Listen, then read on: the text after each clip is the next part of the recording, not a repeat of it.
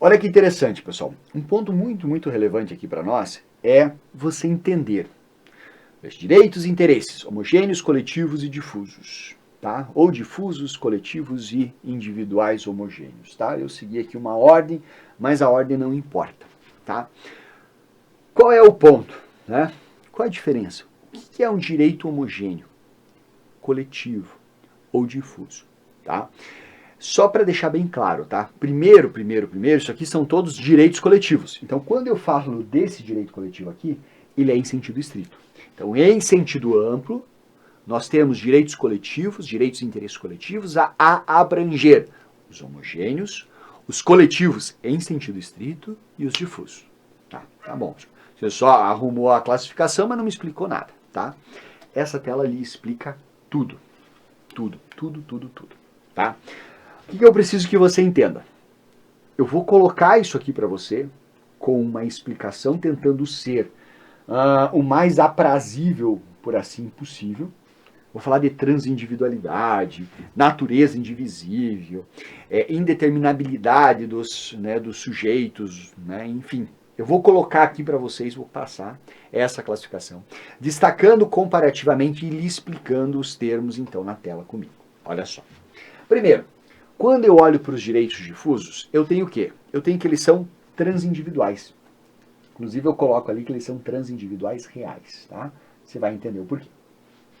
O que é um direito transindividual? É aquele que não pertence a uma única pessoa, mas a um grupo de indivíduos ou a coletividade afetada né, por uma, afetada ali por uma situação em específico, tá?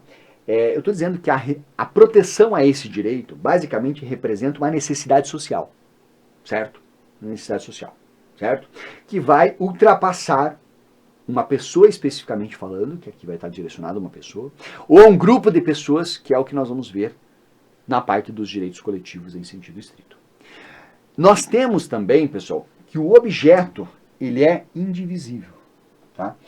É interessante por quê? Porque é um objeto de proteção que não pode ser partilhado, né? É interessante porque, no final das contas, ele pertence a todos e a ninguém. Uma questão ambiental, né? Um dano ao ambiente. Ele pertence a todos, mas não pertence a ninguém. Entende? Então aqui a lesão, nesse caso, deixando sem tela cheia, ou ameaça ao direito de um titular, afeta a todas as pessoas. Tá? E a reparação ela será benéfica a todas as pessoas. Tanto é, pessoal, que não há nada que conecte as pessoas juridicamente. Nós temos simplesmente uma circunstância de fato a reuni-las. Tá? Beleza? Ótimo. E, portanto, né, dada esse fato de que ele é de todos e não é de ninguém, ou não é de ninguém e é de todos ao mesmo tempo, nós temos uma indivisibilidade absoluta dos titulares. O que eu estou dizendo com isso, tá? Eu vou só marcar indivisibilidade. Significa dizer que eu não consigo determiná-los. Essa é a principal diferença, pessoal, quando eu olho para cá. Porque aqui, transindividual, objeto indivisível, objeto indivisível. Aqui eles estão conectados por uma circunstância de fato que já não estão. E é justamente o fato de existir aqui uma relação jurídica, certo? Que pode se dar ou entre eles, entre as pessoas que são titulares desse direito, ou com a parte contrária, que eu posso vir e aferir que nós temos uma determinabilidade dos titulares. Ou uma indeterminabilidade relativa. Vale dizer, num primeiro momento, eu não sei, mas eu posso vir determiná-los. No primeiro momento, eu não sei dizer assim, ó, são esse, aquele outro. Mas se eu fizer um exercício de buscar esta relação jurídica, seja entre eles ou em relação às pessoas envolvidas, eu vou saber quem é. Tá? Então, assim, né, o restante é mesmo. É transindividual e objeto indisponível. A diferença está, aqui são aspectos de fato. Aqui nós temos relação jurídica. Aqui entra algum tipo de pactuação. Aqui eu tenho a impossibilidade de saber. Aqui eu já sei quem é. Ou tenho a possibilidade de saber. Tá? Beleza? Em relação a esse ponto aqui, né, da relação jurídica base. Vou pegar o laser aqui, tá? Veja, os titulares eles estão ligados entre si com a parte contrária por um vínculo jurídico, que é pré-existente ao dano, certo? Então, basicamente, são dois tipos de vínculo jurídico.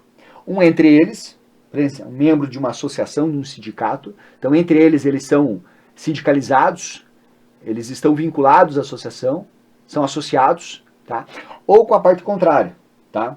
Então, né, que é o polo passivo aqui da ação, que será o réu. Então, sei lá, a escola, os alunos de uma escola, perfeito?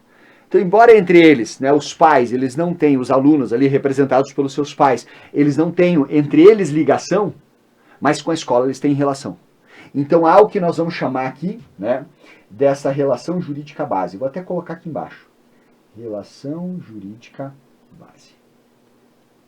Alguns doutrinadores falam em relação jurídica base, já vi questão de prova falando disso. Tá. O mais fácil de todos são os individuais e homogêneos, que até tem várias características interessantes. Por quê? Porque, veja só, a transindividualidade também aparece. Mas aí eu vou fazer uma coisa. Se aqui é transindividual, aqui também é, e aqui também, nenhum deles é. Então eu abandono a ideia de transindividualidade e eu vou olhar para quê? Aqui, para os direitos difusos. Deixa eu só... Ia pegar uma outra caneta para dar um efeito aqui. Para os direitos difusos e para os direitos coletivos, ela é uma transindividualidade real. Ao passo que aqui é o quê?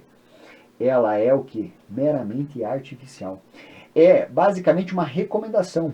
É algo que vai nos favorecer o tratamento da matéria. Mas se eu sou, entre aspas, egoísta, eu posso cuidar dos meus interesses individualmente. Artificialmente eu posso tratá-los de forma conjunta. Entende? Assim, é uma questão que acidentalmente é válida, eu tratar com outras pessoas. Certo? Porque no final do dia, aqui, ó, ele é individual. Só que ele é individual e mesmo individual para várias pessoas, há uma homogeneidade nessa individualidade, de modo que eu trato artificialmente eles de forma coletiva. Tá bem claro? Tá? Logo, aqui nós temos o quê? Um interesse que é divisível. Mudou, né? Olha que interessante. Certo? E os titulares, eles estão simplesmente agregados para uma situação em comum. Que pode ser de fato, tal como se dá lá em relação aos difusos, que pode ser de direito, tal como se dá a partir de uma relação jurídica base em relação aos coletivos. E aqui eu tenho o quê? Uma determinabilidade dos titulares. É muito mais fácil identificá-los. Certo? Beleza. Então há a possibilidade de coexistir uma ação individual. Nós temos a recomendabilidade de que seja tratada de forma conjunta. E nós temos isso aqui que é um processo trifásico. O que é um processo trifásico? Um processo que caminha em 3 fases. Que é um processo que tem basicamente uma primeira etapa, que é a etapa da sentença, em que há a certificação do direito, que é o conhecimento. Depois você tem a parte da liquidação e da execução. Liquidação é para você auferir ali, né, para você aferir, né, sem o U, né, aferir o valor que é devido e executá-lo. Sendo que essa execução pode se dar aqui pelo procedimento Fluid Recovery. Por quê? Porque cada um dos indivíduos pode buscar o seu quinhão. Então, se nós tivermos 1000 pessoas afetadas, cada um pode cobrar o seu valor.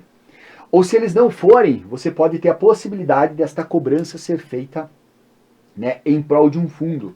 Né, essa cobrança ser feita, né, em prol de um bem maior, e você vai direcionar isso, né, para fundos de defesa de direitos.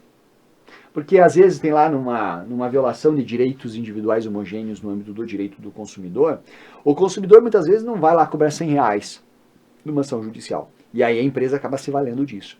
Para evitar isso, se cobram os R$100 de cada um deles, não se distribuem a eles, mas se direcionam a um fundo.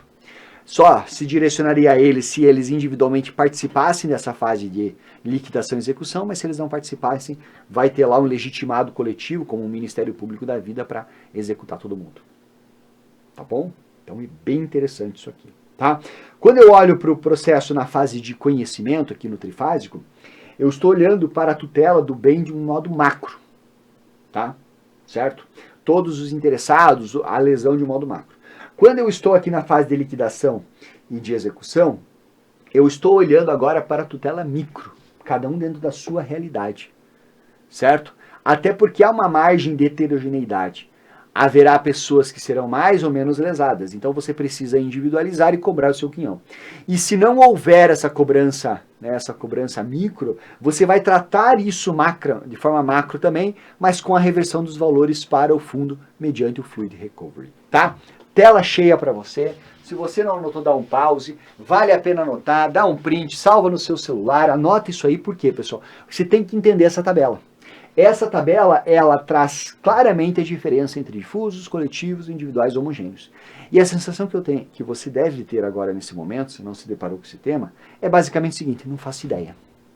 Eu entendi, ficou claro, dá para ver a diferença entre outros, mas me passa pela cabeça, tá bom, me dá um exemplo claro, né, me dá uma ideia, ou até mesmo assim, qual que seria, né, aquela fagulha de luz que eu preciso para eu matar?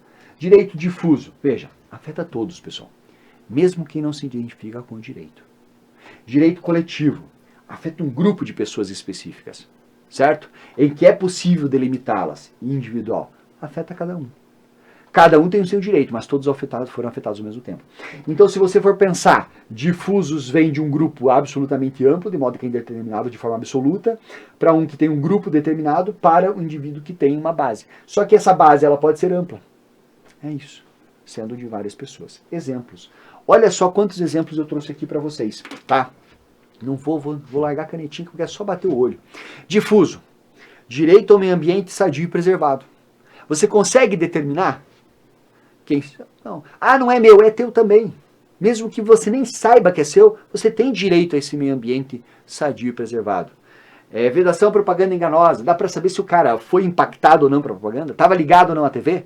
Ou estava ligado à TV e ele estava bisonhando no Reels do Instagram e nem percebeu? Ou ele foi lesado, percebeu e foi enganado?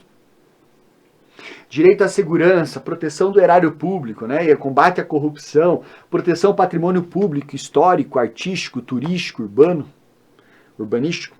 Qualidade de produtos alimentícios e medicamentos, proteção das pessoas com deficiência, proteção da comunidade indígena, da criança e do adolescente. São exemplos de direitos difusos. Tá? Você diz assim, professor, mas aqui não tem uma determinabilidade? Não, porque a própria pessoa deficiente muitas vezes não sabe. A própria comunidade indígena diz respeito à própria cultura brasileira de um modo mais amplo, ou o interesse do Estado, né, indisponível aqui de proteger todas essas crianças. Coletivos. Qualidade do ensino ofertado numa escola. Então veja que você já tem não é toda educação, é numa escola. Qualidade do fornecimento de serviços públicos essenciais, água, energia, gás, naturalmente você tem aqui no Paraná a Copel, tem a Sanepar, você delimita o âmbito de atuação dela. Tá?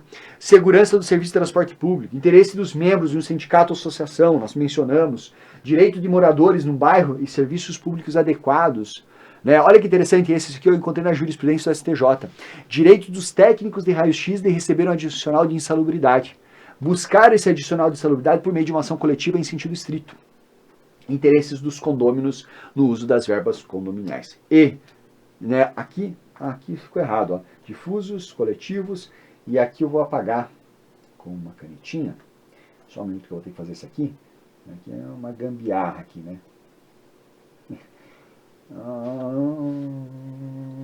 Dando um jeito de apagar com a caneta branca por cima para escrever aqui por baixo individuais e agora direitos individuais homogêneos. Lindo! É o que dá, né? Agora já foi. Beleza? Veja, e como que fica aqui em relação aos homogêneos? Direitos dos consumidores decorrentes de uma cobrança ilegal, né, da assinatura, ou assinatura mensal de telefone. Assinatura mensal de telefone é sempre uns 5 pila a mais lá. Às vezes você não vai nem atrás, por isso que o Fluid Recovery é muito bom. Direito dos compradores de um lote de produto defeituoso, direito das vítimas no acidente de transporte, direito à declaração de nulidade e cláusulas abusivas, devolução de tarifas bancárias, danos causados por defeitos de produtos e serviços, né, de consumo em larga escala. Galera, é isso, tá? Veja que interessante, nós trouxemos aqui para vocês, no primeiro momento, a tabela, analisamos tecnicamente essa tabela, passamos pelos conceitos de forma um pouco mais abstrata. Daí fiz um exercício de simplificação máxima da tabela, com um fio de raciocínio para vocês, que é isso aqui, que é muito relevante na minha visão. Todos nem sabendo quem é, num grupo de pessoas individualmente, mas que afeta todos, tá? E depois a gente trouxe exemplos para cada um deles. Tá bom? Beleza? Show de bola, meus amigos. Muitíssimo obrigado.